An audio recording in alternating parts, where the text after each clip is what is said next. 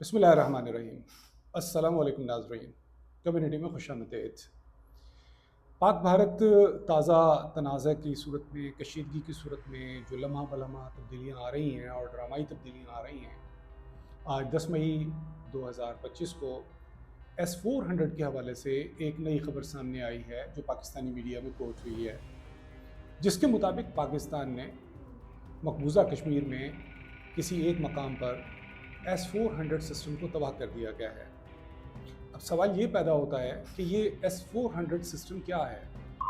S-400 system रूस का एक जदीद दिफाई निज़ाम है जो बुनियादी तौर पे तैयारों और रॉकेटों इस तरह की चीज़ों को दुश्मन की टेरिटरी से अपने यहाँ आने से रोकता है।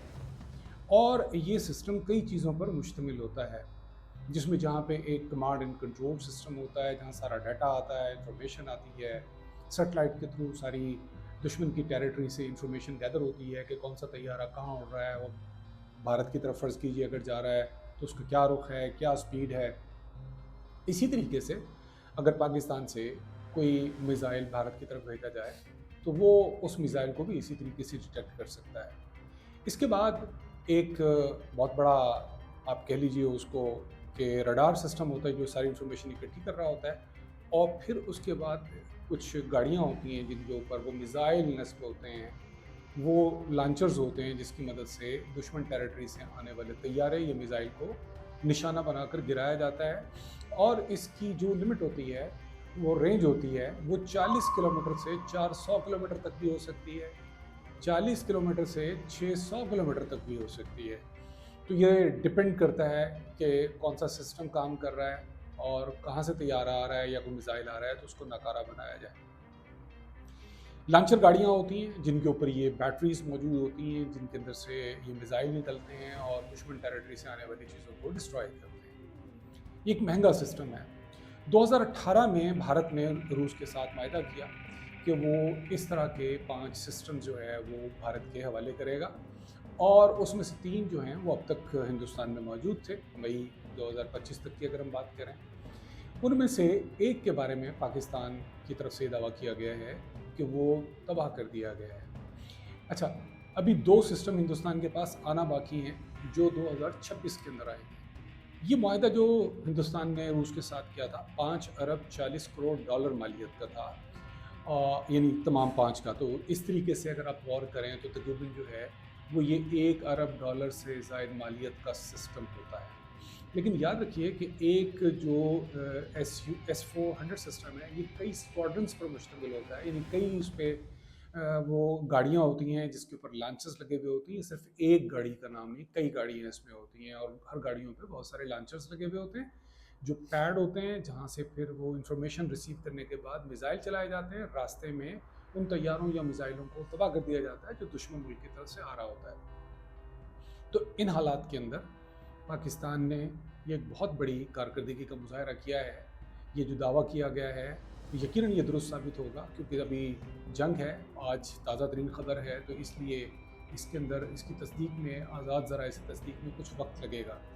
क्योंकि अगर पाकिस्तान के फ़तह 1 मिज़ाइल कारकर्दगी जिस तरह से पाकिस्तान ने दावा किया था, और आज वो फ़तह 1 मिज़ाइल जो है वो दागे गए हैं, और बिलखसूस नरेंद्र मोदी की अपनी जो रियासत है गुजरात, जिसका वो वज़ीर आला भी रहा है। गुजरात वो रियासत है जिसमें नरेंद्र मोदी ने कई बार हुकूमत की, और सन 2002 में ग़ालिबन मुसलमानों का वसी पैमाने पर कत्लेआम किया गया, और गैर जानिबदार ज़राए के मुताबिक 8,000 मुसलमानों को शहीद किया गया था। और इसी वजह से आलमी सतह पर गुजरात के वज़ीर आला नरेंद्र मोदी का जो नाम पड़ गया था वो था बुचर ऑफ गुजरात।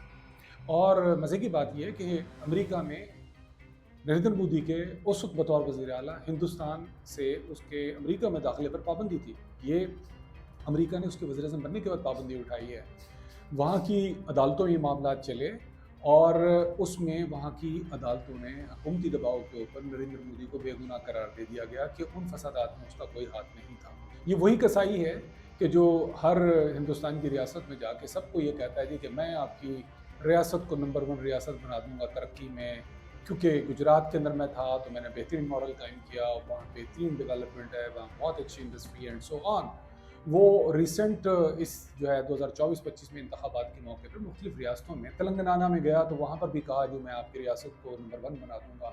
اسی طریقے سے وہ اڑیسہ گیا تو وہاں پہ بھی اس نے اس طرح سے دعویٰ کیا اور کئی اور ریاستوں میں بھی اس نے اسی طریقے کے دعوے کیے تھے. اب اس کی اپنی ریاست جو ہے اس کے اندر پاکستان نے فتح مند میزائلوں سے حملہ کیا ہے. دو باتیں اس میں پیش نظر رہے ہیں. اس میزائل کا وہاں پہنچنا اس چیز کا اظہار ہے کہ S-400 کامیاب نہیں ہے. یہ میزائل وہاں پہنچنا اس چیز کا اظہار ہے کہ جو آگ تم مقبوضہ کشمیر کے نام کے اوپر پھیلا رہے ہو اور ہندوستان سے ووٹ سمیٹنا چاہ رہے ہو تو وہ ریاست جس کو تم ماڈل کے طور پہ پیش کرتے ہو اس کی بندرگاہ صورت اور اس کے تمام ایئر بیسز جو امپورٹنٹ ہیں ان کو آج پاکستان نے نشانہ بنایا ہے، جس کی فوٹیجز جو ہے وہ سوشل میڈیا پہ بھی گردش کر رہی ہیں. اس کی یقیناً ویریفیکیشن بھی سامنے جلد ہی آ جائے گی. تو یہ وہ چیزیں ہیں جو انڈیا کی اس ٹیکنالوجیکل سیکیورٹی کے کلیم کے حوالے سے ہیں کہ جو اس کا خیال تھا کہ وہ پاکستان کی ان تمام میزائلوں کو روک لے گا. یہ بالکل اسی طریقے سے ہے کہ جس طریقے سے اسرائیل کا آئرن ڈروم جو ہے وہ لبنان سے آنے والے اسی طریقے سے حماس کی جانب سے غزہ سے آنے والے میزائلوں کو نہیں روک سکا تھا. دیکھیے ہر چیز کی اپنی ایک لمٹ ہوتی ہے. اس سے ہم یہ توقعات وابستہ کر لیں کہ یہ سب چیزوں کا توڑ ہے، ایسا ممکن نہیں ہے. دنیا کا جدید ترین نظام جو فضائی دفاعی نظام ہے امریکہ کا، اس کو تھاڈ کا نام دیا جاتا ہے. وہ ابھی تک کسی جنگ میں براہ راست استعمال نہیں ہوا ہے، وہ اس نے اسرائیل کو فراہم کر دیا ہے. لیکن اس کے باوجود حوثی روزانہ بن گوریان ایئرپورٹ پہ تل ابیب پہ حملے کر رہے ہیں. ایئرپورٹ کے آس پاس ان کے میزائل سپرسونک جو ہیں وہ جا کر یمن سے گر رہے ہیں. اور یہ بھی پیش نظر ہے کہ یمن سے تل ابیب کا فاصلہ 1000 کلومیٹر کا ہے، وہ اس کو نہیں روک سکے ہیں. تو یہ تمام دفاعی نظاموں میں یقینی طور پر یہ کمی موجود ہے. پاکستان کے پاس کوئی بہت بڑا دفاعی نظام موجود نہیں ہے. چائنیز ساختہ دفاعی نظام موجود ہیں جو 2-3 نظاموں کو ملا کر مربوط کر کے پاکستان نے اپنی ضروریات کے مطابق استعمال کیا ہے. روس سے S-400 پاکستان کو مل نہیں سکتا، پاکستان اتنا مہنگا افورڈ کر نہیں سکتا. پاکستان کے پاس پھر آلٹرنیٹ آپشنز جو ہیں وہ پاکستان نے بنائے ہیں. گو ہندوستان کے پاس بھی سپرسونک میزائل برہموس ہے، وہ آیا، اس نے ڈسٹرائی کیا. یہ بہاولپور میں گرنے والا میزائل، مرید میں پہنچنے والا میزائل، اس کے بارے میں اس گمان کا اظہار کیا جا رہا ہے کہ یہ بنیادی طور پر برہموس میزائل تھے. آپ کو یاد ہوگا چند سال پہلے میاں چنو کے اندر برہموس میزائل گرا تھا جس کو انڈیا نے کہا تھا یہ ہماری ٹیکنیکل غلطی ہے. بیسیکلی وہ پاکستان کو ٹیسٹ کر رہے تھے، وہ دیکھنا چاہ رہے تھے کہ پاکستان اس کو روکنے کی صلاحیت رکھتا ہے یا نہیں رکھتا ہے. تو اس طریقے سے دنیا کے پاس جو میزائل سسٹمز موجود ہیں ان کا فلی توڑ جو ہے وہ کسی کے پاس موجود نہیں ہے. ہاں اس کو آپ ایک حد تک ضرور استعمال کر سکتے ہیں اور ہر ضرورت کے مطابق ہر چیز استعمال نہیں ہو سکتی. اس لیے یہ بھارت کی جانب سے اپنے عوام کو مطمئن کرنے کے لیے رافال کا جس طرح سے شور مچایا گیا تھا، نریندر مودی نے جب ابھینندن کو ہم نے چائے پلا کر واپس بھیجا تھا تو اس وقت کہا تھا کہ اگر رافال ہوتے تو ہمیں یہ دن نہ دیکھنا پڑتا. اب وہ رافال بھی آ گئے ہیں، وہ رافال گرا بھی دیے گئے ہیں اور ابھی آپ کو وہ دن کیسے دیکھنا پڑ رہے ہیں وہ آپ دیکھ سکتے ہیں. ابھینندن کو ہم نے چائے پلائی تھی، آپ نے ہمیں ستو بھی پلانا ہے، ہم نے آپ کو لسی بھی پلانی ہے. موسم گرم ہے، اب ہمارے پاکستان میں گندم اکثر جگہوں پہ کٹ چکی ہے، آپ کے ہاں بھی کٹ چکی ہے. کسان اب ہمارا بھی فارغ بیٹھا ہوا ہے، آپ کا بھی فارغ بیٹھا ہوا ہے.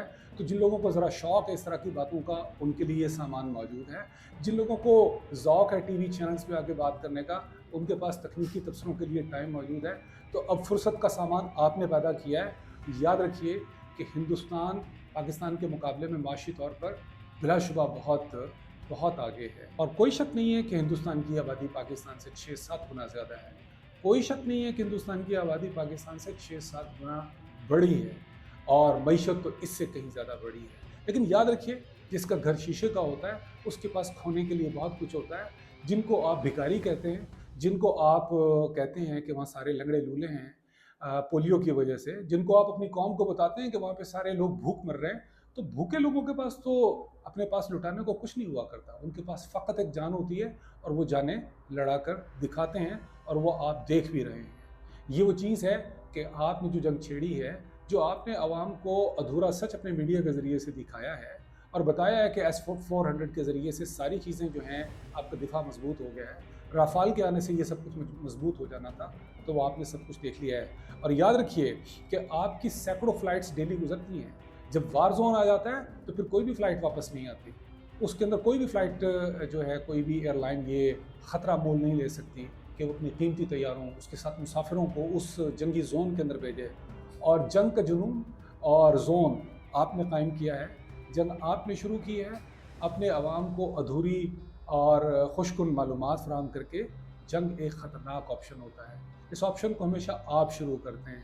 اس آپشن کو جب آپ شروع کرتے ہیں تو اس کی آگ میں آپ کو جھلسنا ہوگا، اپنے عوام کو حقائق بتانا ہوں گے، ورنہ یہ جنگ بہت آگے بڑھ سکتی ہے۔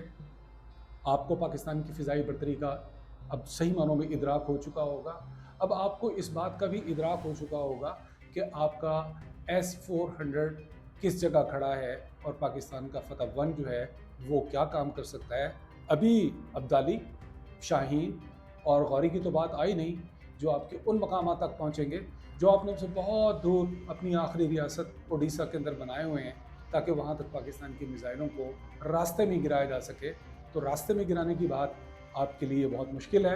اگر ہمارے لیے سپر سونک آپ کا گرانا ذرا تھوڑا دشوار ہوا تو پھر آپ نے ہمارے بھی میزائلوں کو دیکھ لیا کہ آپ کے پاس تو سسٹم تھا، اس سسٹم کے باوجود آپ نہیں گرا سکے۔